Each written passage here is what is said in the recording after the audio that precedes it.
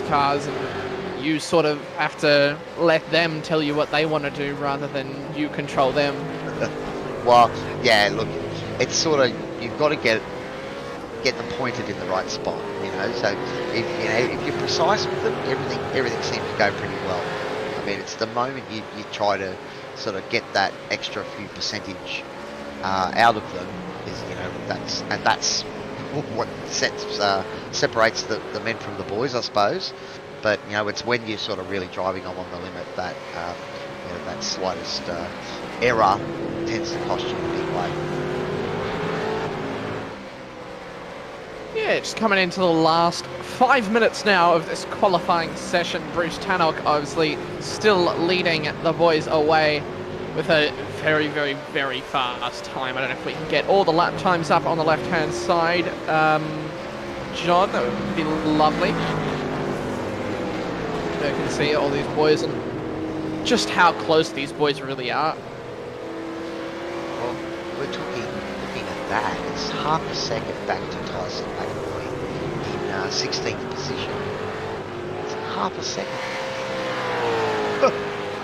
I think the first 4 or 5 cars were all, you know, within a couple of tenths of each other.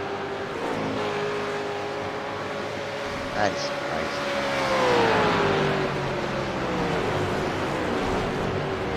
I don't think Bruce carries much of his seat through the last section there before the chicane. Yeah, I think we might see a couple of guys off, maybe just forgetting that you can't take some of those corners as flat as you normally can in other cars. Those corners are actually Radion and Eau Rouge being 2 corners that you can usually take flat in other cars. In the Porsche Cup, I think if you get the line right, you can take it flat. And also Blanchimont is a corner that I found when I was doing the practices. You really have to let off the throttle quite early to get the car turned in, otherwise it just wants to understeer and go wide. Look, they're a handful of the best of the time, and a track like Spa just really tests the limits of the car and how much speed you carry through these corners. And I mean, that's the difference. That the fast guys are just setting the car up beautifully, the weight transfer to the right spot, the little tap of the brakes to get the weight forward to help get the car to turn in. You know, all of those things are little tricks of the trade that, you know, these drivers sort of learn over times, and the best are able to sort of implement it lap after lap. Yeah, I picked that up quite quickly, that you do sort of have to use the brake to get it to turn in. It's a very, very interesting car to drive, but one that I think if you can do it well and be fast, it's one of the more rewarding cars on the RS sure. service. For sure, buddy. I think it's a good car for you to practice your trail braking, because generally a lot of the tracks now, the current sort of settings on the way the car behaves, tend to be trailing the brake till you get to the corner. Yeah, trail braking is, you know, a universal skill, so I agree with you that trail braking I was finding was so important, and I was struggling. I haven't raced in so long, I was just struggling to do it. So yeah, I'm jealous. As I said, buddy, I'm having issues at the moment, so I'm jealous. Looks like Jamie wasn't able to improve on his position at the moment with that lap there. There's only a couple of minutes left in qualifying, so I don't know if the guys are going to get a chance maybe to get, probably not going to get a chance to get an outlap done now, so it's going to be the guys out on the track that will be challenging the positions in the podium. But Harry Dodd's here back at 16th, and if Harry's really got himself dialed in here at Spa. Harry had a really good Super Sprint series last week with 2 great results. Was a bit unlucky in the second race, and that threw him right back near the back of the grid for race 3, but he came through to finish with 6, just outside the top 5. So Harry's starting to show his pace and starting to, make a little bit of his series.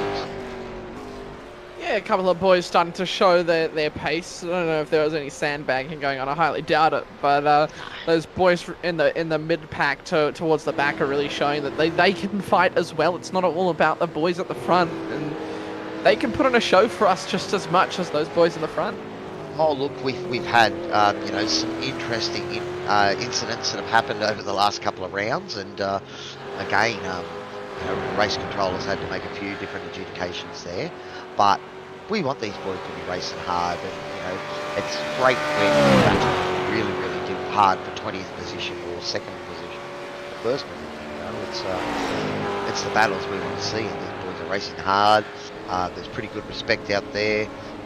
Again, every now and again, someone will try a late move that gets a bit of shite, but I haven't seen any flame wars or anything like that happen. So, racing hard and fun. I mean, we're only on round 3 of the series, so I suppose not yet.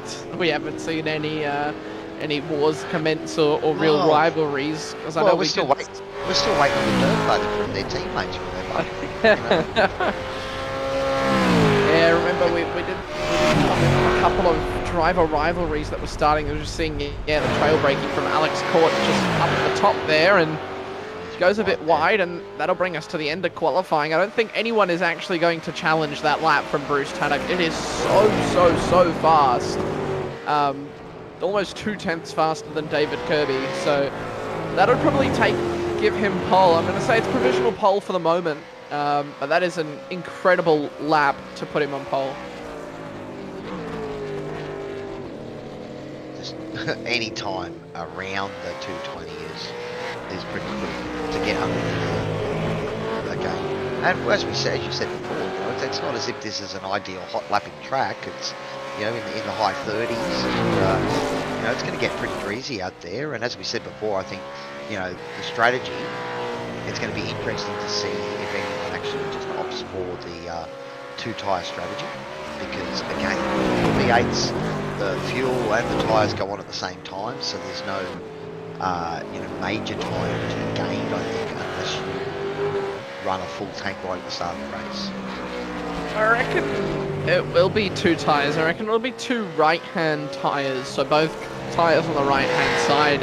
I say that because we've got the long downward left of Pouon, and also got the right-hander of Blanchimont now. When you have to lift off for Blanchimont, it does take a bit out of the tyres if you do it wrong, so it's that's my prediction, at least, for pit stops, is they're going to take the right-hand side tyres and get out of there. I really think most of them are going to take all 4 spoke. We'll have to see if anyone maybe has a little bit of a gamble, but the tyres in these V8 Supercars can they can last a while, but there is like all rubber, I suppose, there's a cliff. Once you start to go down that slippery slope, it only takes you to go 1 lap extra, and all those gains that you've built up over the laps before are gone in a heartbeat. Yeah, exactly right. That is all it takes. The cliff is a very small one, but it's also large at the same time. You step a little bit too far and you will fall off it, so got to be careful, as I believe they are coming to the end of this qualifying session, so that will take pole position. So looking at it now, we do have a minute technically left. Oh, excuse me, but I believe that will take us to the end of qualifying. Just waiting to get that on Peter from Race Control. I've got John here with me. Just listening to Race Control at the moment. Start is out of the ordinary tonight, with condolences from Sim Racing World and 24/7 Race Control. Yeah, it sounded like that's what they were talking about under Race Control, so that's good. They're just, I think, organising it all and getting it all ready. As far as I know.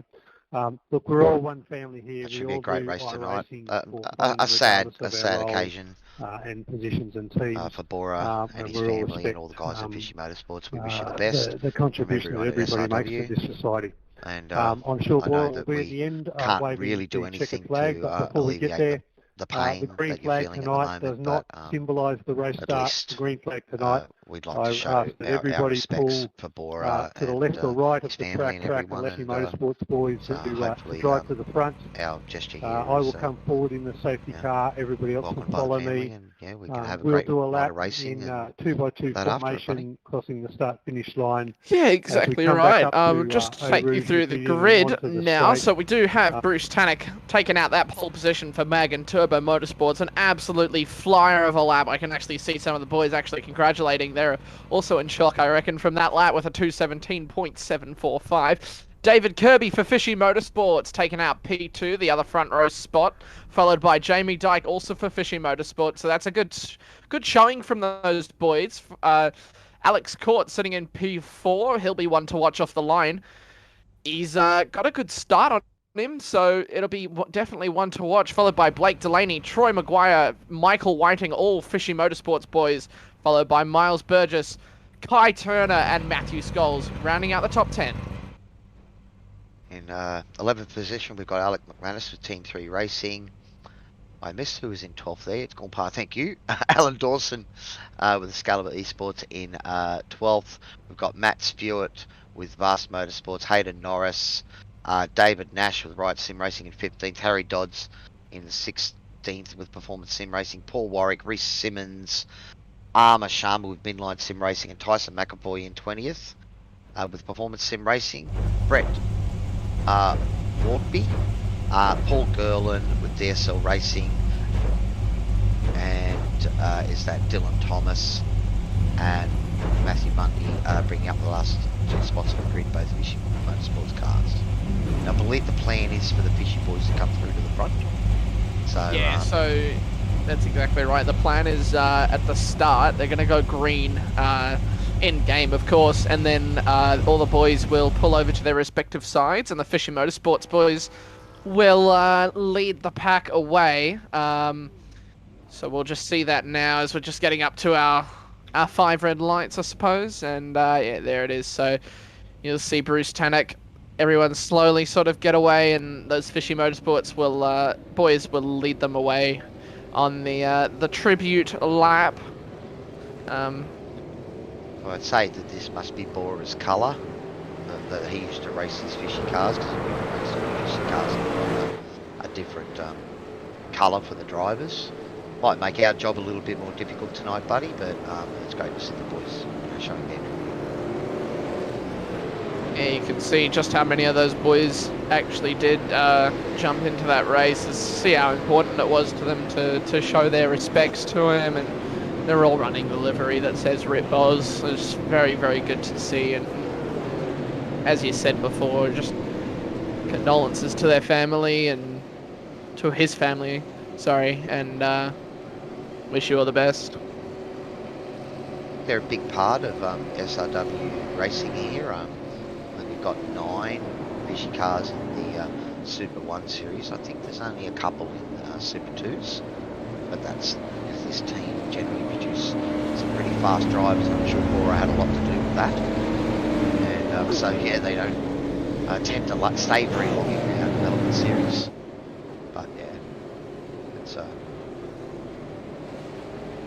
sad occasion, and all we can do is wish everyone all the best. And we know that the pain is real and it's going to be hard, and we'd like you all to stay strong and remember Bora, and best wishes. Yeah, I think you can see the safety cars behind those Fishy Motorsports boys. They'll be making sure that all those boys get into their correct positions.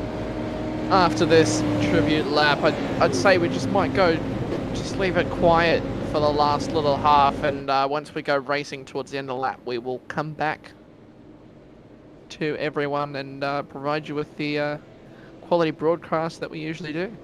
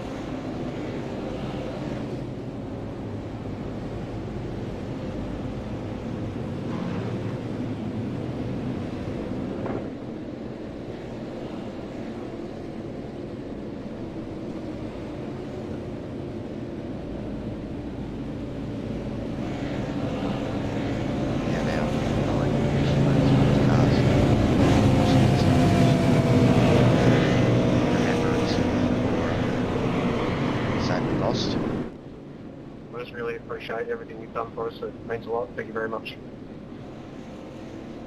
Just heard Michael Whiting. I think they're just saying their tributes, aren't they? Yeah, Michael Whiting was just saying thank you to everyone for paying their respects. These boys are going to slow down now, I believe, and let those other cars through. How good is that to see? Just all of those Fishy Motorsports boys, fishing forever. Safety car to the front, rest of the field to the left. You're back up in your formation. I've get the race underway. Been on iRacing a couple of years now. Made some great friends and met some great people, some fast peoples, and average sim racers like myself. And it's sad that we've lost one of our brothers today. Yeah, it really is. It's so unfortunate. Life cut so short. It's very unfortunate to see and to hear about. And that's why we race, is to make friends and to have fun, and it'll definitely be a bit of a somber note tonight. Well, that's it. Look, I've met guys I never would have had a chance to meet. Well, guys and girls, I should say, that would never have had a chance to meet if I hadn't, joined this sim racing passion that we all love. So the plan is now, once the boys have taken their positions back, we're going to start very much for all your patience. Really appreciate it. It seemed to be the best way that we could honour Bora and make this happen, and then still keep it easy to organise and not impact the racing too much. But we lose a little bit of time with the Enduro tonight, but I think there's still plenty of time left to give us a big action-packed race tonight. Yeah, it's still going to be some action-packed racing. We've just clocked about 10 minutes elapsed time, it says, according to the game, but I'm sure none of the boys will complain about it, though. Not because it'll be a shorter race. I don't think any of them care about how long the race is. I think they're all happy to pay respect, so it's good to see. And seeing the boys starting to warm up their tyres now. It will be interesting to see if any of the guys, I'm sure most of the drivers would have realised it would take a little bit of time to put this lap for Bora, so you may well find the guys, they tend to run their fuel margins pretty tight, so I wouldn't be surprised if anyone's just taken a little bit out. Okay, I will run through the grid order car by car. David Kirby 2, so maybe that'll open the strategy to go a bit more, and we can see some diverse tactics across the field there. Don't know. Miles Berger. Yeah, that'd definitely be a cheeky tactic to use it to your advantage. Tyson McAvoy and Scott Rankin saying you're welcome, and Scott Rankin saying we're a big family, your loss is our loss, may he rest in peace, and that's exactly right. May Bora rest in peace. I didn't know him. I would have loved to have raced against him. Probably too quick for me, like most of these guys, but most of the fishing guys are in a different league to me. One of these nights, Cal, we will race together. Should be good. I don't know if it'll be Radicals or F3, because I think Radicals is your type of thing, and F3's mine, so... Radicals tomorrow night, and I'm still trying to work out my racing issues, so I'll see if I can even make the grid. After the apex of the last corner. Yeah, might have to take your spot. You might end up commentating, eh? Oh, we've got the safety car pulled away. Thanks to the promo department for bringing the safety car to us and sponsoring it for this year. Yeah, very, very good to see. So they'll be going... They're going to stand out, these fishy cars, aren't they? There's enough of them. Oh yeah, 100%. You can see there's about 5 of them in the top 10, so definitely be keeping an eye on them. Now, I believe these guys can go after La Source, but I might be wrong. They might be going now. I'm just going to listen out here. We're listening to Peter Baxter, sorry, just saying that to Bruce Tannock that the race is in his hands now, so I reckon once he comes around this corner, he will be putting his foot to the floor as we watch and get ready to go green here for round 3 of the V8 Supercars as Bruce Tannock gets us underway. Rolling start. Yeah, a lovely start. He's gotten a great gap. David Kirby behind and Jamie Dyke. They come through turn 1 and 2 as they are now, and Bruce Hannock has got a lovely lead out the front. There a little, didn't he? Yeah, great definitely. jump, Bruce. That's a big, just a second out from the car behind, and David Kirby, Jamie Dyke and Alex Court are all going to be battling behind as Jamie Dyke going around the outside of David Kirby, getting the move done, but David Kirby's going to have a look back at him. It's Alex Court now on the inside of David Kirby. Those boys battling hard. There's 3 Fishing Motorsports behind. Alex Court is squashed in a bunch of fish. Who's that diving up the inside there? Blake Delaney. Fishy sandwich here for Alex. Really going to live up to his nickname. Keep flying back there. Yeah, definitely. There's Blake Delaney who had a look up the inside into Brett Sells. That is a... And we've just been told that David Nash and Ed Norris have had an incident. Have a look at the DSL welding replay here. Let's see what happened. It's the run into Rivage at Brett Sells, as I called it before. Bit of a lock-up, yeah. Oh, that's teammates as well. That's going to be one for the debrief, I think. Yeah, Tyson got caught up in that again. He hasn't had much luck. He seems to have, found quite a few incidents out there. The races this season. But go back to the front here, and we're with David Kirby, one of the Fishy Motorsports cars. It's going to be hard to tell them apart, but that's put together and run Alex, just a silver bit in the sandwich here, bud. Was that a silver too?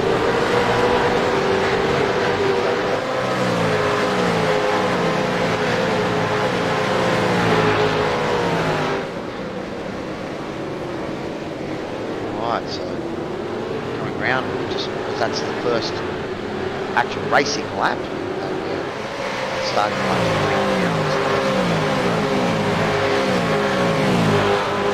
now. Yeah, I'm looking at those now.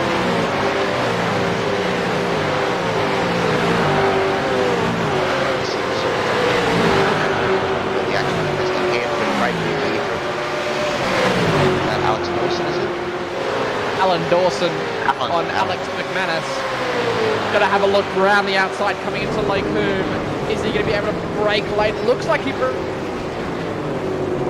done it well. He's got around. Yeah, he's done that well around the outside to make sure he had the inside line. Ooh, looks like he maybe got a little tap there from Matthew. Was that Alex McManus? I should apologise. Gave him a little bit of a tap there, but it's heating up. Who's that slowing down there on the outside? Kai Turner must have had an off-track there. That's brought him back in amongst this battle. Alan driving well, has managed to get through and consolidate that position. Alex is not ready to give him away, but looks like Alan's got some good pace at the moment. He did show some good pace in the Super Sprint round last week too. Kai, a little mistake there, just running a little bit wide, but looks like Harry Dodds is going to make the move up the inside as well. Breaks a bit lovely move. Almost side, almost 3 laps, sorry. Oh, I've just disconnected car racing completely, so that's awesome. Well, we've got J Mac here putting up the pictures for me. I'm not having to shoot car racing, buddy, so but I'm watching the gears and I can see everything going on. Ryder Simon's here. A couple of seconds back from the battle for top 15 in front. Again, he's got another one of those fishy cars. I think we're going to see him everywhere on the track tonight. It's a pretty big pond here at Spa, so but it's great to see the boys out there racing tonight and showing their respects. Bruce Tannock holding down first, but it looks like Jamie Dyke has sort of closed the gap on Bruce, coming up through Rouge and Redline. He's pushing hard in the draft. we see in the Formula 1 cars, the draft, the DRS makes it really easy for us down the straight here, the Camel Straight. Jamie's just going to sit in beside him. Wait a little bit longer. He's not going to put a big dive in there or anything, so I think you don't be in front of the championship without showing a bit of caution and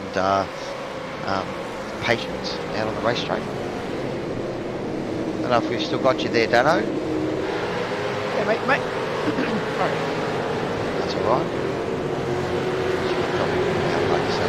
Yeah, I'm back now. I'm not sure what's going on. It's been fine all day, and now, of course, when I need it, it's no good. Yeah, well, I won't repeat what you said in the chat there, buddy. So, we don't want to get you kicked out, or me kicked out of the server. So, but yes, no, the boys are going good here. Is that Troy McGuire up in 6th position? That's a great drive for Troy at the moment. He's getting stuck in behind his teammates here. One of his, I don't think these guys will be having any sort of orders at the moment, but one of your teammates always, you don't want to take out your teammate. That'd be the worst sort of kind of thing to do.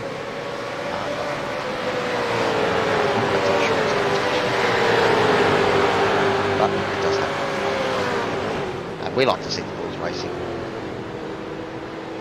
Is that Matthew Monday? Something's happened to Matthew. He's fallen well back onto the pack here. We're going to try and have a look and see what happened to Matthew there. A DSL action replay again. Oh, looks like he's just lost the rear a little bit. Yeah, he has lost the rear there. Sorry, I'm just going to be watching. Now I believe I'm back. Hey, good to have you back, buddy. So no real damage there for Matthew, but that's put him well back. He'll have his work cut out to join back up and battle for position points tonight. Remember, points for tonight's result. So as we said in the qualifying for the results of tonight, may well turn the standings on their head. We'll wait and see what happens. Yeah, exactly right. Those points are definitely on offer. Now the order, Alex Court's made a good move to get up into the podiums. I'm not sure when he made that move. Apologies, I was a bit distracted trying to get back into the session. I think we might see Dave and we're watching Jamie Dyke and Bruce Tannock going at it. So Alex Court's going to get involved here, and this is going to be a good battle for first, I reckon. All right, we're going to have a look and see how Alex took that position. We've nicknamed him the wall, but he's shown that he can get the job done too when he needs to get into the faster car. Yeah, you were talking just before about the DRS down the Cable Straight and how useful it is for overtaking, but I don't think you really need it sometimes. The draft is so powerful in most cars down that straight that you can really make moves without it. And it comes in now, what would it go through Eau Rouge and Radion? Yeah, that's exactly right. Sometimes you really have to send it, and if you get a better run than the person in front of you, it's quite easy to actually make that move. Right, just differentiate the difference between getting it right and getting it wrong. It's probably about 5 to 10 k's an hour. Oh yeah, 100%. It makes a huge difference down the straight and towards the end of it. But that's what you got to do: is you got to send it, and you've got to be able to actually hold the position. So. There's two arts to overtake, two forms, I suppose. There is. I mean, also, this early in the race, I can't see too many of the boys really defending super hard. Looks like we've got Matthew Burgess looking to make a move here. Yeah, you're right. Almost 3 wide there coming through the exit of the bus stop. Miles Burgess looking to make a move on, I believe that's Troy McGuire. Little fishy sandwich here, trying to just box him in a little bit, I think. Yeah, they're really trying to defend from Miles now. Troy McGuire's sitting behind. Sorry, that's David Kirby who's dropped behind, actually. He's races. He's dropped way down the order. Something's happened to him. He is now trying to sit in the pack there. Oh, look at that massive plate of cars coming through Eau Rouge on Radion. It's going to be a draft central as they come down the middle straight. Miles Burgess leading them away, pulls out to the side, it's Troy McGuire, he's going to have a look, he's going to be around the outside, they're too wide, 2 rows back. He cuts to the inside. Looks like he's got the move done. That's a very good move. And up inside, behind is David Kirby. He's had a spin. He's gone on the glass on the left-hander coming into the next couple of corners. And he has unfortunately spun himself. He's dropping way down the order. And that's very, very unfortunate for one of our Fishy Motorsports boys. Yeah, I think David might have done that for himself. The pace is frenetic up front, and that boys were battling hard. And sort of, it takes the slightest little error. Sometimes when you're concentrating on getting the pass done, you don't think about the basics and catching you out. Matthew Cole's having a good race. Is that Matthew up a couple of positions? Doing well on the right sim racing machine there. 2 positions. Good start to the race. Yeah, a couple of those boys got a good start. Matthew didn't have a great sort of super sprint series last week. He showed some good pace in round 1, and didn't see much of him actually last week. So I think he got caught up in things, or just maybe wasn't quite on the pace. But he's pushing hard. Looks like going back to the front here, and Jamie Dyke is just bringing the pressure back again. But perhaps Bruce and Alex can create their own little sandwich with a bit of fish in the middle, we'll see. Yeah, exactly right. Bruce Tunnock is doing a very, very good job leading these guys away. And Alex Court is sitting behind, maybe seeing if Jamie or Bruce make a mistake and being able to capitalize it. But I don't see these boys making a mistake anytime soon. They are so consistent, lap after lap, and be interesting to see when all these boys decide to dive into those pits and make that stop. Yeah, a bit unfortunate we don't have Jacob, because I'm sure Jacob would have been up the front back with these guys. It's pretty much been the 4 of them, at the pointy end of most of the races so far this season. Back down the field, Tyson McAvoy's up a couple of positions. We got any other really big movers? Harry Dodds is up 4 positions. 16's up to 12. Harry's starting to find a bit of pace around here. Just looking at the lap times, front guys are sort of doing 221s, but we go back to the mid pack and 224s. Quite a few of the guys showing some good pace heading into it. Yeah, some good pace. I'm just going down the order. Dylan Thomas and Brett Waterby down in Dylan Thomas in P19. Brett is in P17. Both those boys also up 4 positions. So the rest of the grid actually remains largely unchanged. Sorry, apologies. I'm not sure if my timing is actually had an error. David Kirby, that's been lost. I think it's down something like that. So, 15 that's not showing on my timing. So I possibly had a disconnect. Well, you might have to use maths, buddy, and just work it out like I am. Yeah. Dylan Thomas is Dylan's started back of the grid. I can't remember. Okay, so that's a name that we've seen sort of up near the pointy end in the couple of rounds before as well. So maybe Spa's maybe not Dylan's favourite track. We'll have to ask him in the chat after the race maybe. I see that you go on, try and see if we can get in some of the other guys at the end of the race, not just Cody and get us. It'd be good to have a chat to the drivers up and down the field to see if they make it the series. Yeah, I can start giving a driver of the day, I reckon, and bring them in and see how their race was. So anyone that you think, I suppose I got to choose on Thursday night with the Porsche Cup since you had to leave, so I'll leave you to decide on that driver of the day driver. As we see a bit of a big lock-up there from, I believe it's Tyson McAvoy, now weaving. They're going to go 3 wide coming into La Source. Sorry, 2 wide, almost 3 wide. Tyson McAvoy is going to have a look back up the inside. Is he going to be able to get the move done and hold that position? It doesn't look like it, but it also does at the same time. He's going to sit in behind. That draft is going to be so important for Tyson McAvoy coming into Eau Rouge and Radion now. He's going to be right up the gearbox of that car. He's going to want to get it as close as he can down the Kendall Straight. Great run from Charlotte. pressure. Tyson's lining this up. Which way is he going to go? Nice. Is he going to have a look? He's not, but it looks like Sharma is going to have a look behind Amarshana. Sorry, my apologies for messing that up. He does have a look, unable to get the move done. It was interesting to see there. I think Tyson was waiting to see if he could get the outside. I mean, normally in a big heavy braking zone like that, you would see the cars, move to the inside to protect the inside line. But it was almost like, they were protecting the outside line. So that's because you want to be on the inside for the second part of the chicane coming out. Exactly right. I think the best way to defend, into Lake is to actually sit on the outside going into the corner, so you then have the inside going into the next one, because it kind of tightens up, and I think people sort of misjudge how much track they have on the outside, and there's no curving on that outside on the left-hander after the right, so... Kai turned made a move on Harry Dodds there. Harry's giving that up back.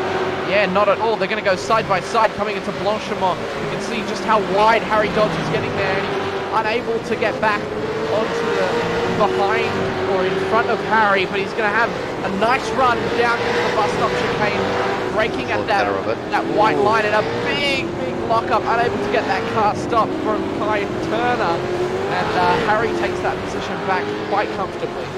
A couple of moments for Kai in this race, so he's pushing hard, right on the limit. It's great to see. We don't want to see any misfortune happen to him, but it's great to see, him looking to really push for every ounce of pace. And that's how quick this race and series has been so far. So that even we talk about maybe the divide between the guys up front and the pack, but these big pack guys have still got a lot of pace too. Exactly right. Sorry, I was just watching the interval at the top there. Bruce Tanak actually got overtaken by Jamie Knight. He's taken that position back. It was dropped about 3/10. So I think that was down the Kemmel Straight as yet. They're coming down into Rivage now once again. So I reckon down the Kemmel Straight, Jamie Dyke would have had a nice little look at him into Lake Coombe, and he's just taken that position back, Bruce. So they're having a nice little battle, the three of them here. Alex Court just sitting a bit further behind, having to be a bit patient, maybe wait for them to make a mistake, hoping that maybe just then they may have made one. You wouldn't think this is an Enduro and there's still about 37 minutes of the race left. No, not at all. They're battling like this is the last lap. Yeah, these boys do not rest at all. They don't give you any quarter when you are on that track, so very, very good to watch. Well, it's all about pressure. Try and apply as much pressure to the guy in front as you can without stuffing up yourself. And as we've seen, with Kai, he was right on the limit and trying to pressure Harry, but that in the end, it was a great move, and then ended up costing him a couple of seconds. But Jamie, last year's championship winner and the current leader of the series by 33 points from I think it's 42 points in front of Bruce at the moment. So, but again, just showing that he has the patience as well as the skill to drive these things around here fast. Yeah, sorry, I've just loaded back into firing session, so I've just got sound again. So I'm very happy to be onto that now on board. I believe with Michael Whiting now.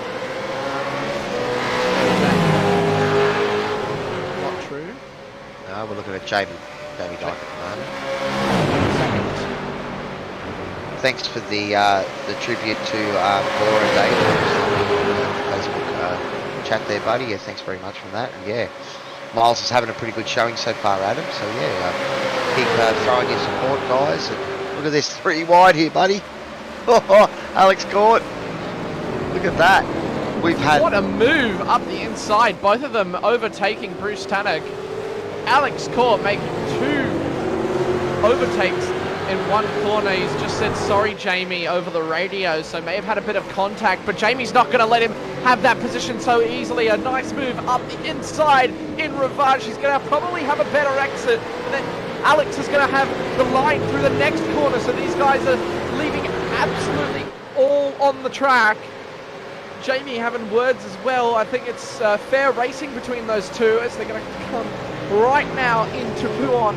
That is a lovely, lovely little bit of racing between those two, and a great move from Jamie Dyke to get onto pole position into first place. Just wondering if I'm going to have a look. Go have a look at that, John. Yeah, let's have a look at our DSL action replay here. Just great. Didn't go back quite far enough. J-Mac. Yeah, no, that's all right. You see this amazing move round the outside. He just carried a little bit more speed, and here we go. Alex caught up the inside. Jamie thought he had the move done. They're 3 wide. Alex got that is mass. Incredible. That's just perfect on the brake. Yeah, so that was the little tag there. I think Alex apologized because he sort of got in the way, and you just see the run that Jamie had compared to Alex was just that much better. So Alex must have caught racing. Alex must have caught. You carried some amazing speed. Yeah, but you can see how late he braked as well. It's incredible car control to get that car under control and through the corner cleanly and not go off track. It's incredible. Well, it's Bruce's chance now to sit in on the bumper here and see if he can apply some pressure back. I don't think Bruce made any mistake there. I think Bruce just got a great run on him. Yeah, I think he probably just sat back and maybe watched it happen, so in case they had an incident, he wasn't involved. And now watching Miles Burgess and Michael White go at it, coming through, up through Radion. Is that draft going to be enough for Michael White to maybe make through? There's Matthew Scholl sitting behind them, there's Triple M first names sitting here. So we have Kai Turner coming into the pits. He had that little lock up, so maybe those front tyres not looking a bit healthy. Might be looking to take all tyres as these boys are getting underway. Alan Dawson is up 9 positions and Miles Burgess is up 18, so he's doing very, very well. Jamie Dyke up 3, Alex Court up 8. Troy Maguire overtaking Bruce Tannock to get into 5 positions, up into 3rd. As Bruce ain't going to let him have that position so easy, going side by side almost through Puon. Something happened to Bruce then, because he fell back. He's fallen back quite a little bit. So about almost 3.5 seconds back. So we can see this move by Troy Maguire.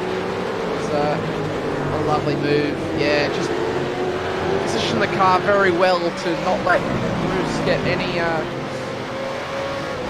way to get that front bumper in. I'm just wondering if Bruce maybe sort of, chewed up his tyres a bit early on, trying to set that pace at the start of the race. I think I've mentioned before that in the V8s especially, but if you push really hard, bring up some tyres, do some damage to them, you can end up taking the life out of them. So when it gets near the end of your stint, they feel like garbage. You might as well be driving on ice sometimes. Yeah, it did feel like that. I think when I was driving it, sometimes it just felt like ice and there was nothing to do about it. It'll be interesting to see how long his stop will be compared to the rest of the boys. Bruce Tannock, I'm meaning. Be good. We see a lot of boys in this pack, so I think the top 10 is not separated by much. It'll be very, very interesting to see any undercuts that happen, any differing strategies from these boys. So we're almost coming up to halfway through the race. So far, it's only been 5 turns. I think maybe playing a long game here. Yeah, I reckon most likely so. Brett Warby is up a few positions. I think Brett was near the back of the grid, up 7. So let's have a great race there. Up 9 according to my standings, but mine might be wrong. Harry Dodds looks like he's just taken Alex. He's up Bannis there. So that's another one. So almost knocking on the door of the top 10, though. It does look like Alex is not willing to let him get away. No, of course not. This is one of those tracks where you want to find a little partner, maybe, and just have not a battle, but maybe a little tow partner and be able to get that through. As we see in Tyson McAvoy trying to make a move Lake Coombe. And these two are swapping and going hard at it as they break now into Rivage. And I think Tyson's let Amar have that position there. So these boys are battling well. Well, as I said before at the start, we're watching the battle for 17th here, and it's just as exciting as the battle up front. The pace of these boys up and down the field. I mean, Tyson is running 18th in this race at the moment, and he'd be winning races that I'm driving in. So, it really shows. Pace, yeah, it shows. Even though these guys do have such differing levels of skill and pace, there are other guys that are on that same level, and it provides good racing up and down the field, and all these boys end up having a lot of fun battling each other and having really great races. And we can see Riley Simons and Hayden Norris going at it now. Hayden's right on the back of that Holden Commodore. They take a little bit of grass coming through Franchochamps. Is he going to have a look? Hayden up the inside. No, he's going to be on the outside. That's beautiful car positioning from Riley Simons to defend there. That's absolutely wonderful from him. As they come through the bus stop chicane, that's very, very good defending. Excellent. Again, the battle exciting. The battles are all up and down the field at the moment. So it's great to see, and yeah, we want to try and give as much airtime as we can to everyone in the field. So you boys keep battling if you want to get your cars up on your cars. Everyone out there, just make sure you hit the like button and subscribe to the channel so you catch all this great action.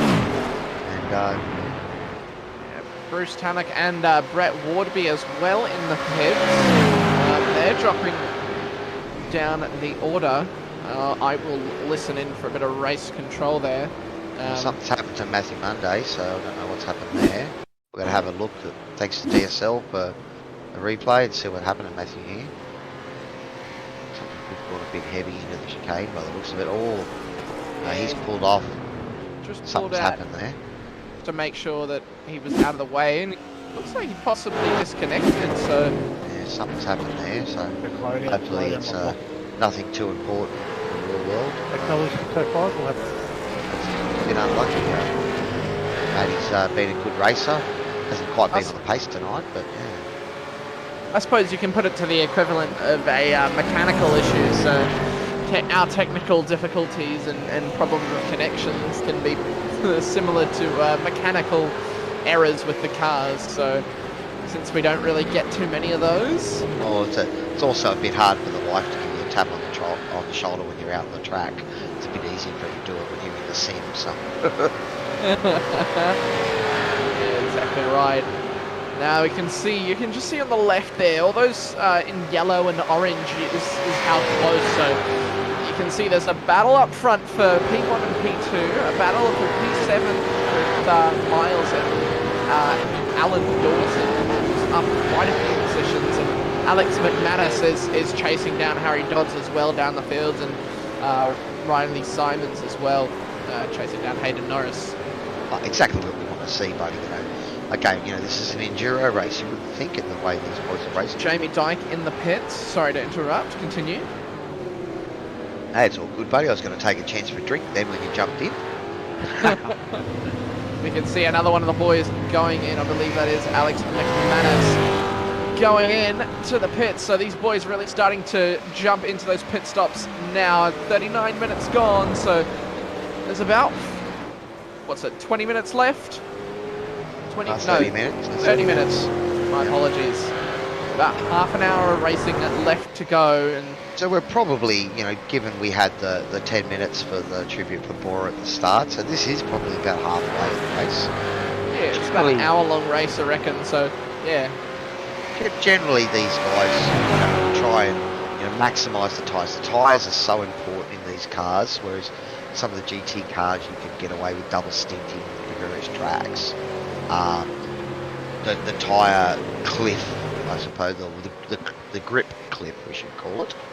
The tyre degradation, I suppose, is the technical word, isn't it? Yeah, no, but I wanted to make up my own words for that, buddy, so I think I'm going to call it the grip cliff. The grip cliff, I like it. I like it. So, you know, we can, and the tyres, you know, as I said, they hit that spot. Generally, I think I've found you normally get about 2 or 3 laps at optimum pace, and then you'll lose about half a second to a second for the next 10 to 15 laps, depending on the track of the car, of course. Sorry, the track and the temperature. But after that, once you get sort of past it, you start to lose a second, and then if you push it a bit too far or you've worked those tyres a bit too hard, it's very easy to see those last few laps drop off, you know, a couple of seconds, and then all your gains in the race to that point become a moot, you know, become a moot thing, a moot point. Yeah, exactly right. Plenty of pressure here from Bruce. Yeah, a lot of. I'm going to restart that sentence. A lot of pressure being applied to Tyson McAvoy, and that's fresh even rubber. Through that corner right there that they're going through there, you have to lift off. You can't take it flat like in other cars. The car just loves understeer. That's one of the things I found is this car just understeers all the time. So I think this is make and break for Bruce, buddy, because you know, he's pitted for fresh rubber, and if he gets caught up for too long behind Tyson here, that's probably going to really compromise the race. So it looks like he's got the job done now. Yeah, job done, exactly right. He's not wanting to get stuck behind as well. I think he's going for that undercut. Alex Court's in the pits now, so we'll be wanting to see how quickly he gets in and gets out. He's currently sitting in P6. Hayden Norris comes into the pits as well. Riley Simon's passing him. And Alex Court on the pit exit now. Bruce Tanner doesn't look like he will have gotten any news there. Alex Court dropping into P7, and Jamie Dyke as well. How's this going to end up? Jamie Dyke, does he get the move? He does. A lovely undercut from Jamie Dyke. And he's going to have a nice little gap to Alex Court behind, and Bruce Tannock as well is sitting now. So these 1, 2, 3 are technically these boys. So yeah, Bruce lost out a bit then. I know he'd fallen a couple of seconds behind Alex and Jamie, but he's now almost 8 seconds behind Alex now, so getting caught up there with Tyson, that little battle probably cost him a second or two, but I think we'll be okay. Whether or not he took all 4 tyres and Alex only took 2, we'll have yet to see how that plays out. They all had relatively similar stops. The only longer stop was Bruce's, and he took an extra, compared to Alex at least, there was an extra 5 seconds, so it was a 13-second stop from Alex and an 18-second stop from Bruce, so that might have been what caused it. And Jamie's was a nice 15 seconds, so that seems to be around the same of what the pit stops usually are. Yeah, I wouldn't be surprised to see that Bruce maybe, you know, short-fielding himself a little bit to make the car a bit wider and hastier for the first part of that race, so that meant he had to take it.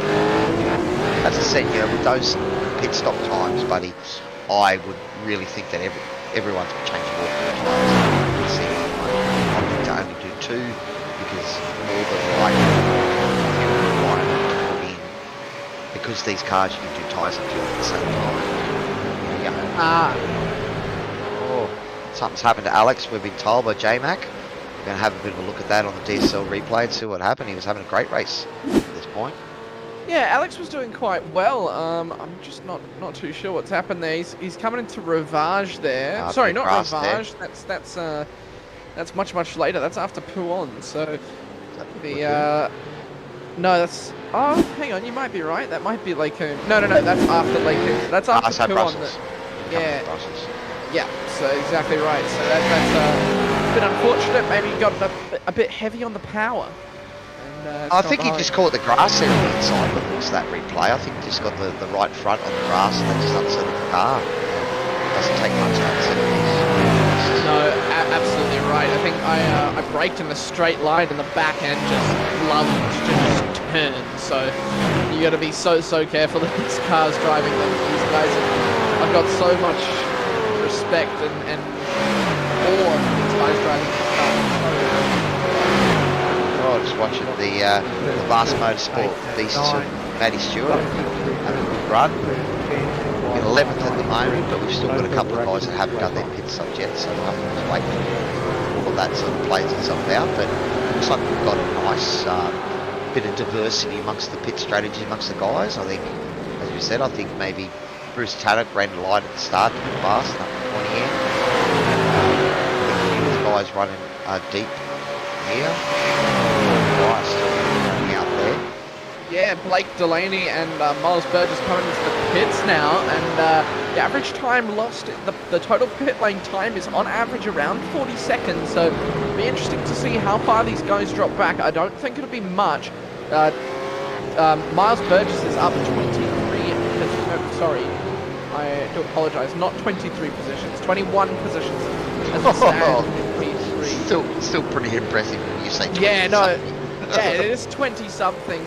Tyson McAvoy is the next person now with up 16 positions sitting in P9. So those boys are putting on a show for us and an absolutely incredible drive from them. Yeah, both of them yet to pit, so oh, sorry, they didn't. Did they go to pits or not? I'm trying to work it out. I don't think Tyson. That they went into the pits. It looks like Troy and Troy and Blake are going to the pits, and so is Miles. Yeah. Yeah, I don't think Tyson had hit it yet because he's still running in front of Bruce Tatum. Bruce was battling up the front there. Yep, that's front runners all come into the pits now, so it'll be Jamie Dyke probably going into first place. So Tyson, when he was there, and was that Bruce and Matty both snuck up the inside of him then? Yeah. Good moves from both of those boys as Blake Delaney able to get out into P3, and he's able to jump to a wire in the pits, and Miles Burgess as well. He's dropped back not too many positions, so he's still up 18 positions, so some good long stints from those boys, and they'll definitely benefit from it. Blake Delaney, what's happened to Bruce? He's gone back into the pits. Something's happened here. Is this his second pit stop? So I don't know what's happened to Bruce. I'm just having a look. This is car 1, 2, 3, so it doesn't look like there's anything from race control, at least in the chat. So yeah, you'll have to inform me if there's any of those sort of penalties or anything going down, because I can't sort of see any of that sort of stuff tonight. But we're back at the front watching the battle here between Jamie Dyke and Alex Court. We've seen this battle a fair bit this season, and we're only into round 3. So these boys have really showed their class and their pace. I mean, just their pace. In all cars, Alex has been quick in all the series he's been racing in. Yeah, Alex is incredibly fast. He's one of those drivers that is just fast in every car that he gets into. It's incredible to watch.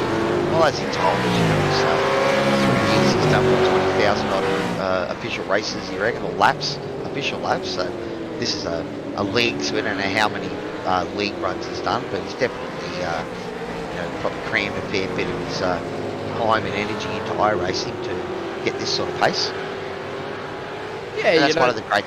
Yeah, it's one of the great things about the Sim Buddy. You know, I mean, these are very much skills that can be transferable to real world racing, but they are skills, so it takes time to develop them. And the guys that put in a bit more effort than us average sim racers, the ones that end up the front, we complain that they're too quick, but really it's because they practice harder and put more into it than we do, really.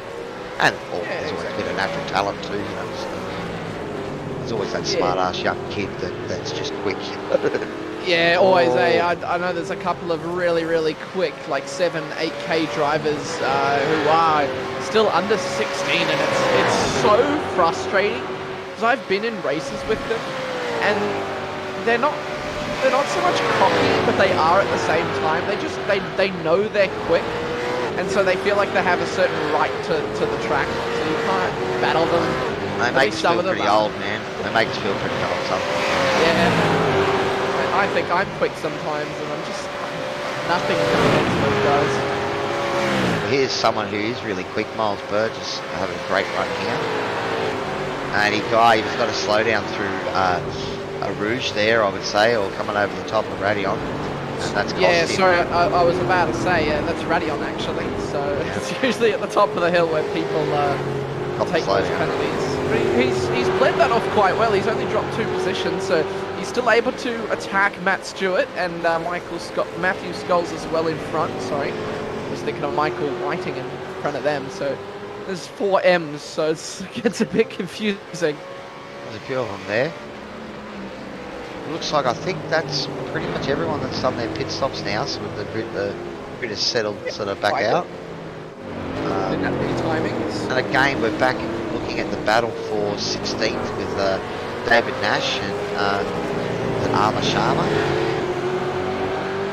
Yeah, Amar Sharma. I think he's Midnight Sim Racing. Driving for Riot at the moment, isn't he? Yeah. Fast motorsport. He's battling quite well with David Nash and Peter Gerlin. Sorry. We'll get him right eventually, and then it'll probably be the end of the season. It'll be the last race. I'll have to learn them all again. It'll be the last race, and I'll still be baggering up people's names. So I do apologise to you boys if I do get your name wrong. Feel free to shoot me a message if I did get it wrong and correct me and tell me how to say it right. I know Stefan, one of our boys, he told me that it's Stefan McCartan, not McCartain, which I was saying. I think I've been saying it for 3 weeks now. I've been saying McCartain, so he's only just now corrected me to McCartan. So I'm very happy that it took me 3 weeks to do it, but at least I know what I'm saying now. Tyson is a good friend of mine, and he sort of said he likes to hear his surname more than his first name. I don't know. I seem to be trying to be a more personal commentator, the driver's commentator, if I can call myself that. So that's why I've been sort of saying the boys' first names rather than their last names. But I don't McAvoy having a great race here. So I would actually on that one. I'd say my last name I prefer. If I was in a race, I think it was one of my first races on iRacing. I spoke over the chat, and I think somebody spoke back to me and used my actual first name, and I was so confused and freaked out as to how they knew my name, and then I remembered my real name is on the track. It uses it in the game. Took a little while to get used to people calling me Daniel rather than Dano, is what I'm accustomed to online. Is Dano is what I am across all my platforms. I believe you can actually put in nicknames for sort of hosted and league races if you want. Yeah, you can. It would be cool if we could implement those. But again, when you're doing officials, your actual official iRacing name, it generally has to be yours. Well, I think it's the name on the credit card, really, the way it works. But it's only those big streamers that are able to set up second accounts with Jimmer, Broadbent, and Mackie Vad, and those sort of guys, Dave Cam, Jimmy Broadbent, get away with that sort of stuff. Us small timers, we don't get to have nicknames. I don't think there's much point to us making Smurfs as well. I think those boys make Smurfs for videos and for events and stuff, whereas we make them and we're put in the same spot. There's not really much point. I know Bruno Carnero, he's an 8K driver. His Smurf, I think, is now sitting at 4K. We're sitting at around 3.5 a couple of months ago, and I think he's got it up to 4 or 5 now. And I know, what's his name? Pablo Aruju. I don't know if I mentioned his last name there. I know he's got, I think, 2 or 3 Smurf accounts, and they're all sitting around 4 and 5K, and his main account's like 9 or 10. Maybe we could just say butchering last names is your thing, buddy. Huh? Oh, might be. Yeah, I wouldn't like it to be. I take pride in trying to get people's names right, so I do apologise. But Miles is having a great race. How many spots is he up now, J-Mac? 1 from the start? No, Miles was further back. Miles is up 17. I thought Miles was down near the back of the grid at the start of this one, so he's having an absolute belter of a race. And he's been in amongst the action, so it's not as if he's just been, driving his own race. He's been right in the thick of it. Yeah, he was up in the podium positions for a little bit there as we've got Jamie Dyke and Alex Court going at it. Those two within 2.5 tenths of each other. And Blake Delaney, Troy Maguire. I really am. Just give me the nickname, the name mistaker. Cannot seem to get names right tonight. Michael Whiting, Matthews Goals, Miles Burgess and Matt Stewart. The 4 M's sitting from P5 to P8. Oh, M&M, buddy. Yeah, exactly right. Real work on board with Brett having a look. We actually haven't done any on-boards, J-Mac. Do you want to throw us in the car there? We can have a look at Brett trying to chase down, or we're going to have a look at Alex trying to chase down Jamie. Look at this. Coming into the final section, coming near the, what's this corner called? That's better. Blanchimont. That was right. Blanchimont. Now we're coming into the bus stop chicane. Alex is going to be a bit later on the brakes. He has a look up the inside at the bus stop. He's going to be outside the next turn. And it looks like he may have made contact there. And that he's not slowing down. He's not slowing down though, so I don't know. Yeah, that might be a penalty. We're going to have a look at a nice action replay, a lovely chase cam chopper view. And we see Alex is very late. Oh, no, he's done that all himself, Jamie. Yeah, Jamie did it all himself. That's what I thought. Rears. Well, I think if Alex had knocked him, Alex would have slowed down and redressed straight away. Yeah. I think the fact that he didn't do that, was telling me that it was all Jamie. Well, that turns it on its head, doesn't it? Well, let's see if Alex can keep this going. We've got about 14 minutes of the race remaining, and Alex with a nice bumper thanks to a little mistake by Jamie. Well, he is human. Didn't think Jamie Dyke was actually human. That's the first thing he's shown us. That's the thing with these aliens. Sometimes we forget they are human and they do make mistakes. So we've just lost our little standings on the left-hand side. I don't know if we can get that back up. There we go. Just on board with Matt Stewart now, chasing down Miles Burgess. These boys getting nice and comfortable with each other, showing us what they can do in these cars. These boys just show us every week what they can do in these cars. If you have ever at home tried to drive these cars quick, it is not an easy thing to do. It's not like a GT3 car that you can hop on and get relatively fast at quickly. These cars take hours and hours of practice. Sorry. It's all about patience and throttle control, because that's where it's at, because the moment you get in trouble is when you're in these close battles and you just try to get on the power that little bit quicker or that little bit harder. And, as we saw with Jamie, even the best can make those little mistakes. And that's why I don't like driving these cars. I've got a massive lead foot. My foot is just planted to the throttle when I think it's about halfway. It's usually about 3/4, and if it's about a quarter, I usually think it's less than. So I struggle with my throttle control. Well, I've got a fairly stiff pedal on my accelerator stiff, so I actually find my foot hurts driving GT cars because I'm slamming it too hard. With the V8, I'm actually feeding it on a little bit better. So, what pedals have you got, Cowie?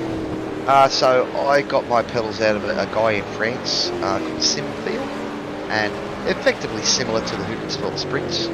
Basically, even the Sprints are based off, there was a design that's been out on sort of open source in the internet for years. The guys have been sort of copying and modifying and taking their own sort of versions. I don't know how much of that Hoogenspelt used. But I know that design's been around for a long time. You can see lots of different variations of it amongst the several sim companies. I mean, it's great to see. We've got a lot of new sort of pedals and wheel bases coming out in the market. It looks like everyone's diving into direct drive. With the Fanatec CSL DD, we've got, is it the Moza? Yeah, those are... Yeah, there's I've seen a couple other really big ones as well. I'm personally waiting for the Thrustmaster DD that's been promised to us. So Kai Turner's gone into the pits there, buddy. I mean, is he trying to do a double stint, or is he was the first to go into the pits, so maybe he's just chewed the life of those tyres up. Maybe he's just miscalculated, possibly made a mistake. Bruce Tammock is now in P21, so he's had an incident as well. I think he's gone off track, and I think that will most likely be his race done. Well, Bruce did that second pit stop, so I don't know if he tagged a wall or something, but... Oh, that's right, my apologies. That second pit stop has, cost him. That's a bit unlucky for Bruce, because he was battling right up the front. It looked like it was going to be a massive haul of points for him. He's currently third in the series, so a position back there, that's gonna it's gonna give him a bit of a divide to catch up. Blake's been trying to carry as much pace as he could. Seeing that understeer, how powerful it is. It's so much understeer through that corner.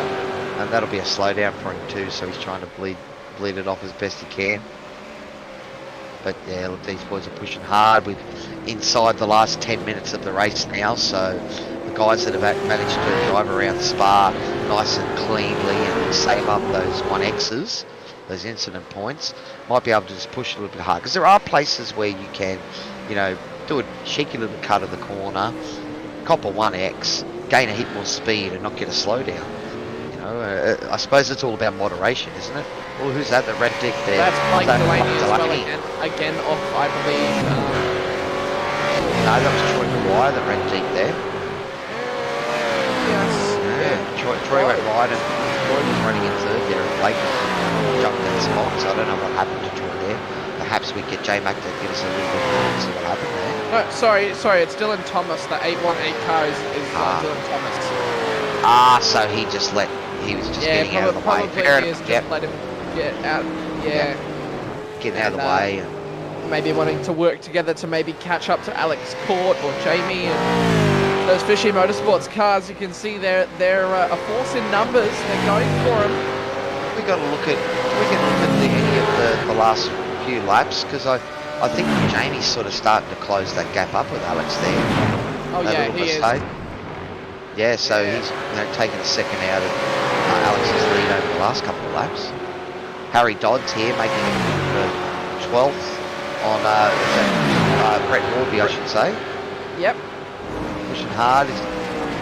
Harry was one of the latest guys. Yeah, he was one of the latest guys. Brett was on the brake. Well, Harry very well. Sorry, buddy. I was going to say Harry was one of the last guys to go in the pits. I think Tyson McAvoy's teammate was the last one in. Yeah. So interesting. Well, Tyson's was back in 19th, I think, after the pit stop. So he's picked up one spot. Again, you know, we're going to see the guys that were able to run that first stick longer will have fresher rubber, and fresher rubber can make a big difference to your lap time around here. We're talking, you know, the difference between doing 221s and 222s to doing 24s and 25s on rubber. So yeah, Alex Court hit later than Jamie and Blake, I believe. So they will be definitely wanting to nurse those tyres home, and the fact that Jamie is catching up to Alex is just showing how much pace he does have in that car. I think Alex is also just trying to keep the car straight, not worrying about it. I mean, you know, catching up to Alex is one thing, but he does have the nickname of the wall here. We did give him another nickname before, but we found out he was a Hamilton fan, so we got in trouble for giving him that nickname. So it's just the wall now. So he's a famous Indian cricketer, Rahul Dravid, he's just blocked the wall. Whereas I don't think Alex is blocking. He's just driving hard. No, he's not blocking. He's defending extremely well. That's right. He's a very, very good defender of his positions. He knows where to position his car. He does it very well, and he does it cleanly as well, which is a skill that is sought after, I suppose, in a driver. Was that Harry having a little look at the... no, sorry. It was Harry having a little bit of a look at Brett there in the back. Oh, we've got Alex going into the pits again, so... I think we may be finding that some of these guys have... I don't know if they've miscalculated their fuel or they've just chewed up the tyres. I think the other thing we haven't taken into account, Dano, is maybe there's a trying to put penalties going because they've hit their limit of incident points. Perhaps that's what's happened that's exactly right. Bruce Tannick and yeah, so but that's great. You can see those rear brakes, those rears locked up for Harry Dodds. You can see he's on the grass. And he's able to save it. There's almost a bit of contact there from a little bit of rubbing. A little bit of rubbing there. So Harry went in really, really deep to try and get that done and just couldn't pull it up. The car got really, really fishy under brakes there. Really, really squirrely, and he's done well to keep it straight. And he's still back there battling again. I think he's shown that I think his rubber's a bit fresher than Brett's, so you know he probably will get this done. Just doesn't want to be too patient because there's only just 5 minutes over left. 5 minutes left. Yeah, that's right. So it's about 2 laps or so. I'd say probably 3. I'd say probably 3. Seeing these boys here up front with the cost of a bit ahead of that battle. boys are going to come into Blanchimont. They're side by side. How good is that racing? And the move is done by the 93 car, Miles Burgess. What a move on Matthew Skulls. And he's able to hold that position. What a move by Miles Burgess around the outside. I think Matty maybe almost got him there. I think Miles was ahead of Matty before, but it was still a great battle watching that. It was some great action. I know he was behind. Look at that. Yeah, look at the run he got. So look at Miles on the outside there. So we're on board. We can just see. Look at that. Around the outside, you can see how much those boys broke. There was a bit of door banging as well, and that's an incredible move. Yeah. And he thought about the move up the inside and decided better of it. So I think he put incredible move from Miles. Putting the camera on the outside there meant that Matthew couldn't sort of carry the speed he would have liked to have carried through Blanchimont, you know. So, and that meant he had to get out of it a little bit, and that enabled Miles to, you know, stay around the outside and keep that extra bit of pace up, which made the difference coming into the chicane.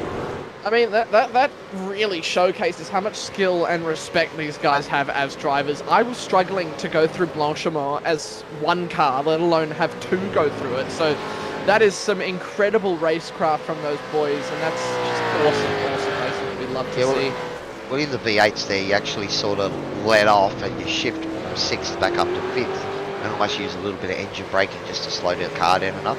You don't really want to use any brake, you want to try and coast through the first part of Blanchimont, and then you get back on the gas on the outside. And what happened there is Miles on the outside meant that Matthew couldn't quite get on the gas as hard as he liked to, whereas you know, Miles was able to give him the full treatment.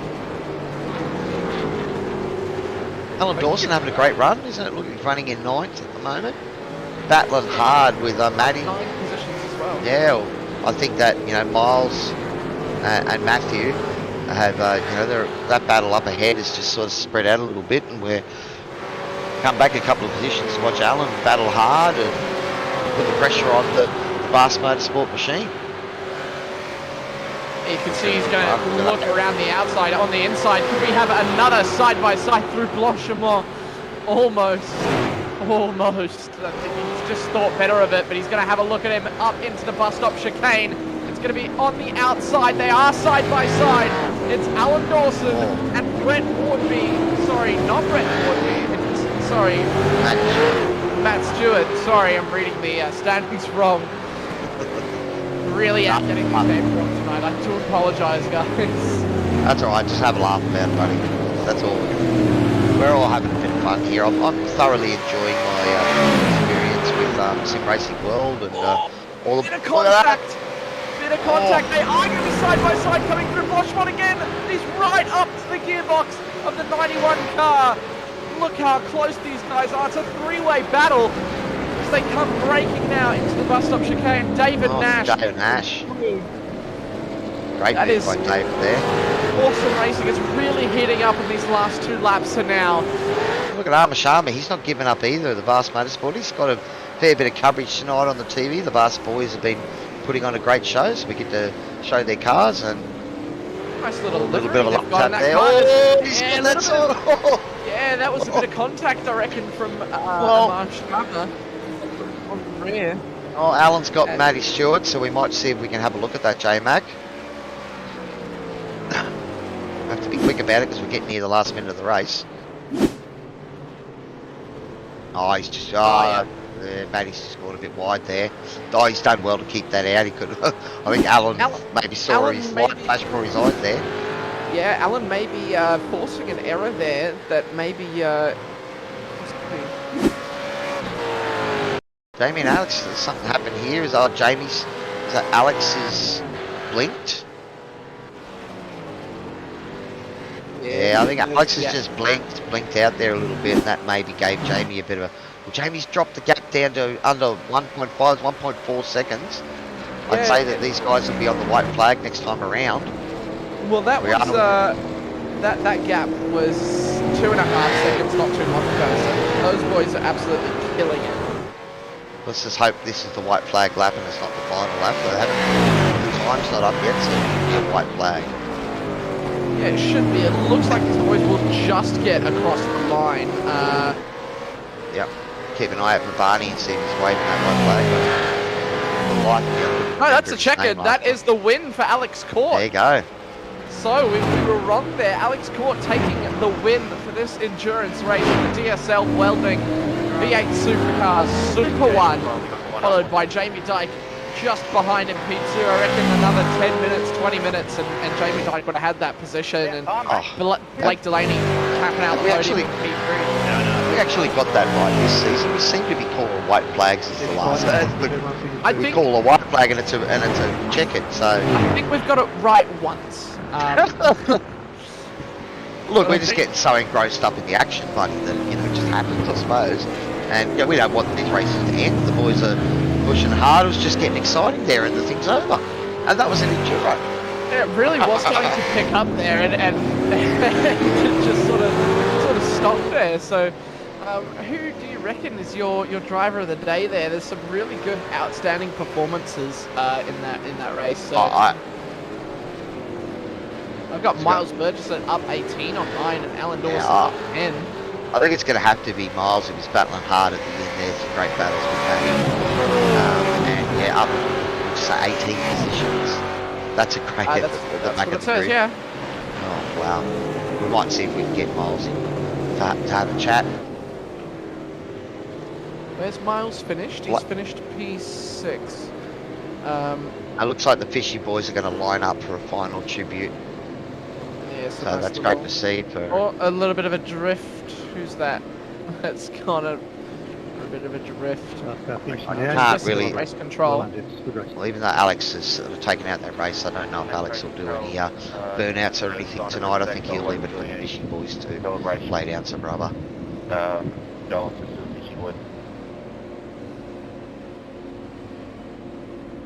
Thanks, Alex. Thanks a lot, mate. Just looking down the order. Miles Burgess started in P8, my apologies, so he's only up 2 positions into P6. I'm not sure what's going on with our timings, but that issue has happened. Alan Dawson is up 4 positions. I'm not too sure what's going on there. It says Alex Court's up 9, so yeah, I think something's wrong with my timings. I think. So who's your big mover there, J-Mac? You let us know the big mover, and we might get him into the route. Brett Warby, he's up 9, and he got quite a bit of airtime today, so I think we might see if we can get Brett in if he's in the chat. You want to read through the results, buddy, and I'll go and see if I can find a couple of these. Yeah, so just obviously our winner, Alex Court, a very good race by him. He managed the car well, positioned it well, and able to take that win. Followed by Jamie Dyke, who also had a very, very good race, and you can see it's a school of Fishy Motorsports boys of Jamie Dyke, Blake Delaney, Troy Maguire, and Michael Whiting. All the way down to P5, followed by Miles Burgess, Matthew Scholes, Alan Dawson for Excalibur Esports, taking out P8. Matt Stewart for Vast Motorsport, he got quite a bit of airtime. There's some good battling between him and Alan on the last lap. Made a nice move to go up into P8. And Hayden Norris rounding out the top 10. It was a good race. Very, very good race. It's come and gone very, very quickly, hey, Cowie? Oh, it has, buddy. I was actually having a look there. I can't see him in the chat, so we'll see if we can get a couple of the boys down, but they're still doing their outlap, and again, we want to give the Fishy boys as much airtime as we can here for their chance to give their tribute to Bora. We'll be sadly missed by all of his friends and colleagues and rivals out there. Yeah, I'm just going to see if I can find Brett Wardby. Yeah, I had a look. I couldn't see him in the chat there. Yeah. We'll see if some of the boys want to jump down and have a chat with us. Actually, I haven't got anyone in the green room yet. We might see if we can find Alex. But we'll let the guys finish. I'm sure there's a bit of chatter on the radio there, just giving their best wishes to the... Sorry. Oh, I feel so bad now. I feel so bad. It's all good, buddy. Alan Dawson, that was a great race. Might have been worthwhile getting Alan in too, because he had a great race tonight. How many positions was Alan up? up 4. So Up 4 it is actually positions, a very good. So Alan, Matt, and Hayden all up 4 positions, and Harry Dodd's up 5, and Brett Wardby up 9 as well. So a really good race by him, and up into P8 for Alan Dawson. So a good race by him overall. We've got Jamie in the green room. I don't know where Alex is. We might try and bring those two boys in together if we can get Alex. I might go and see if I can grab him. I can see Alex there. I'll drag him down.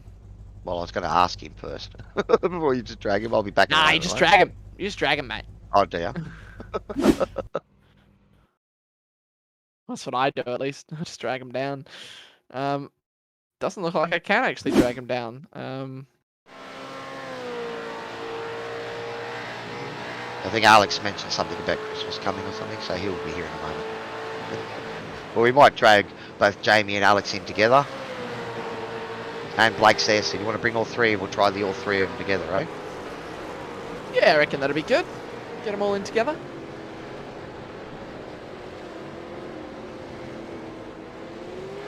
All right, boys, we've got the podium in all together.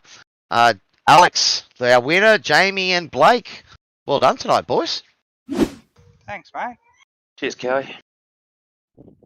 Look, bit of a sad occasion for the Fishy Motorsports boys, Liz and Bora. But I hope you guys still had a good race. I know that Bora would have wanted you to continue. Not that I really knew him, but perhaps you could tell us a little bit about him, Jamie. Blake. Yeah, look, he's obviously one of the original members. There's a few of the guys in our team that ran with him a lot back in the Forza days. Paul Warwick knows him really well, obviously. David Camilleri as well from the early days back in Forza, just before everyone came across to iRacing. But awesome guy. Like, some of the funniest things, funniest times were with him in the car and Enduros and whatever else. Got an amazing family, amazing wife, and just you couldn't meet a nicer guy. Now, everyone says that when people pass on, but he was genuinely one of the nicest people you'll meet. Well, I thought it was great there that the first thing you sort of mentioned was how fun he was to be a teammate with and all that sort of stuff. Because I mean, in the end, I know we joke and say that it's a simulation, but it still is a game, a way for us to all sort of get together and have a bit of fun. So that's great, buddy. Yeah, absolutely. No, I appreciate it. And look, I mean, it's a massive shout out to all the guys. I mean, you only have to look at that first lap. It was pretty obviously pretty emotional for a lot of people in the team, and it's massive sign of respect for the community to do that. That's 2 laps out of the race and about 10 minutes gone, where people would have had planned fuel strategies and all sorts of different things. It's just great for everyone to give that up and just show a little bit of respect. They didn't know him. Maybe they crossed paths a little bit, but to do that was just phenomenal. So, well, it's one of the things. It's one of the things we kept hamping on, during the broadcast, is that, we might be rivals on the track and there might be things happen in the heat of the moment, but in the end, we're all sharing this great passion of sim racing. And, so it's just a sad day when we lose one of our brothers. Yeah, absolutely. Absolutely. But look, the racing was good tonight. Really a lot of fun. Alex absolutely blitzed it. We just said in the server then, I reckon that's the best I've ever seen Alex drive. I don't know where he's getting this bloody pace from. It's really, really annoying because he's bloody fast at the moment. But hats off to him. Alex, you managed to force Jamie into a mistake, mate. He's human. What happened, Jamie? Oh, he put the pressure on. I felt comfortable in the first stint. Tyres were starting to go away, but he put the pressure on the moment I came out of the lane, and yeah, mistakes happen. Well, it was quite close when you came out of the pits, Jamie. You initially had him there, but he had that pressure straight on. Was it just the pressure that caused it? Was the rear brakes that locked up? And I thought it may have actually been a bit of contact. But no, it was just those rear brakes, and it was just the pressure that Alex was putting on. Yeah, so I had to kind of drive a defensive line a bit, and overheated the tyres and worked the tyres a bit too much, and chatted the rears coming in. And once it went round, I couldn't save it. But the race length, due to the ceremony, it was right on the edge of going another lap. And I reckon Alex put the perfect amount in where if we had have done that lap, he would have been screwed. And if we hadn't have done that lap, well, he came out right behind me on fresher tyres. Is that your take on it, Alex? Yep. So it's all down to the strategy, buddy, eh?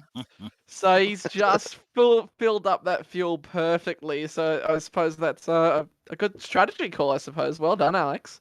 A good win. Look, all credit goes to the engineer on that one. He put an extra 2 litres in, so thank God for the extra 2 litres. How much did you take, Alex? 27. 32. Oh, wow. Okay, oh wow! So that shows the difference in the pit stop time. So Alex, your pit stop time, just being in the pit box, was a 13-second stop, and Jamie, I believe yours was a 15. So that just shows how much of a difference it can make. Well, yeah, I mean, JRT was only saying that I needed 25. So if Scott had put 25 in for me, I would have run out. So. That's why I don't use JRT. That's why I get someone else to do my fuel. So you're starting to give away a few secrets here, Alex. You know, you're worried you're letting too many sort of cats out of the bags for these boys. I mean, no, not at all. I think the triple points tonight. That's going to put you right back up in the thick of things.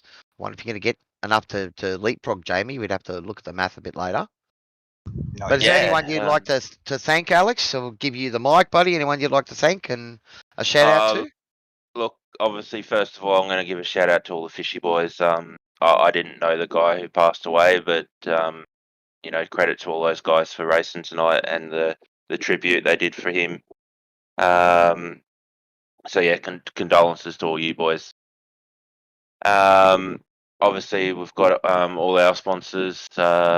DSL Welding, Corp IT, Dragon RC, Tree Minded, Mod Tint, Above and Below Stump Grinding, ABC Transport, Racing with Autism Australia, and AA Designs. And obviously, huge shout out to all the After Dark Sim Racing boys. Gary Bradshaw in New Zealand, as always, for tuning in. No, awesome, buddy. I mean, it's been great watching you race. I mean, you've been one of those guys that we're talking about you. We've changed your nickname now, buddy. So we finally took it on board. So, but you. Actually, I better throw in a shout out there to Race Control as well, because I didn't end up in there tonight. So. Well, I was actually going to say it. I don't think I heard anything come over the Race Control. I think a couple of the guys might have ended up having to do a drive-through for incident points. But I don't believe Race Control had much to say at all in that race. So that's a kudos to the whole field, man. Yeah. Yeah. Looked to be some pretty clean racing tonight. It looked like there was a couple of 2 wides through Blanchimont. I don't know how you guys are doing that. It's absolutely incredible to watch. I was struggling to go 1 wide through Blanchimont in the supercars. So all the boys that raced tonight, just really, really well done. Some really nice clean racing. Were you guys surprised at the pace in qualifying? Because the 3 or 4 of you got into the 19s. That's some pretty good effort too. Yeah, I was very surprised. Not from Jamie though. I was expecting him to be up there. I wasn't surprised. We did some practice last night, and we got into the 19s, and then we jumped into a practice session today, and I think it was Tannick. Yeah, Bruce upstages all, didn't he? Upstages all. Yeah. 19.7. I don't know if Bruce fell down through the race. I think he might have run out of incident points and got a drive through. Well, it'd be interesting to try and talk to him and find out what happened. But look, it's been great having all 3 of you in here. We'll give it with you, Blake. If there's anything you'd like to say, this is a final tribute to Bora, and thank you guys again for giving us some great racing tonight. Yeah, look, I think it was really special, just what everyone did tonight. There's not a great deal more that you can say to the respect of other drivers for this type of thing. Pretty touching for the fishy boys. Everyone's hurting, obviously, after the race, before the race, during the race. Sort of secondary to the occasion a little bit. But thanks very much also to the sponsors for giving up their spot on the car to, well, basically they just moved aside. They didn't even, no one argued. It was just to get us out of the way, put what you need on the car, which is fantastic. So thanks very much to West End Mazda, Black Wolf Graphics, DC Shades, Precision Sim Training, and Relax Game Marine. It's fantastic to see all those guys just move aside for that, which is terrific. But to the fishy boys as well. Obviously, everyone's still in the pond. I can see on Discord the boys are still all on there having a chat and probably listening to the broadcast, to be honest. Awesome. And there's a lot of supporters online as well that get onto the stream. I think there was about 60 odd people at one stage on the Fishy Motorsports page. I know that I don't want to take it away from what you guys are doing. Obviously, you're doing a magnificent job on here, but the support that we got tonight was fantastic. And thanks very much to everyone that did do that. And rest in peace, Bozzy. Oh, awesome, mate. Well, thanks very much. We're proud to be able to have all of you boys on board. Fishy Motorsports are a big part of our series. You guys have got at least 10 cars, I think, across the board, 10 or 11. So it's great to see you guys and have us with us. Sorry, can I just say, a little bit remiss of me for not mentioning you guys today. I know Mike reached out to you today, and the amount of support that came straight back from the SRW community and the guys that run it was just amazing. Putting on what they put on tonight in the race is tremendous. I mean, at short notice as well, there was no real time for them to do anything. Quickly whipped up a rule book on it and did whatever they needed to make it all happen. So thanks very much to you guys as well. No, it's a pleasure having you boys with us. On behalf of SRW TV and everyone involved, we give our condolences, mate, and we know that you boys will,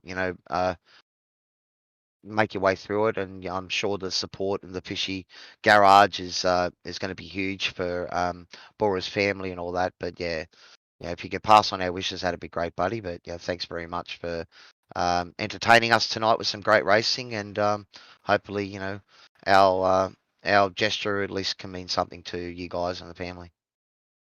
Yeah, it does. That's shared. Thanks very much. All right, boys. Well, thanks very much. Well, I think that will bring us to the end of our coverage for tonight's very somber and sad race, even though we had some great action. It is a sad time, but thanks to everyone there watching our broadcast. So this is wrapping up coverage of the SRW V8 Supercar Super 1 series. Don't forget to hit the like out there, guys, on our social media pages, YouTube, Facebook, and all that. And give us a subscribe if you want to catch up with all of the action. On behalf of the management and broadcast team here at SRW, we've got Dano, my fellow commentator here, and J-Mac behind the scenes. This is Cowie signing off, saying good night. And we look forward to seeing you all next time on SRW TV. Cheers, guys.